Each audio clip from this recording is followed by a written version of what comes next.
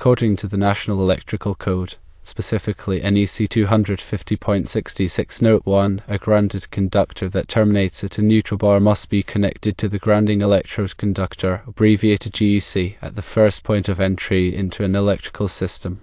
Applying this to a scenario where a 100 amp panel is installed in a garage, the first point of entry for the grounded conductor is the 100 amp panel located in the garage. Therefore, it is necessary to connect the grounded conductor to the grounding electrode conductor at this 100 amp panel. The installation procedure involves several steps. Firstly, install the double lug meter as planned.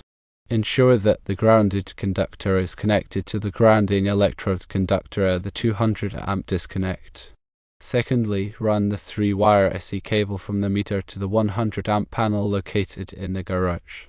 Thirdly, connect the grounded conductor of the SE cable to the grounding electrode conductor at the 100 amp panel. This connection can be achieved by utilizing a grounding lug or other approved means of connection.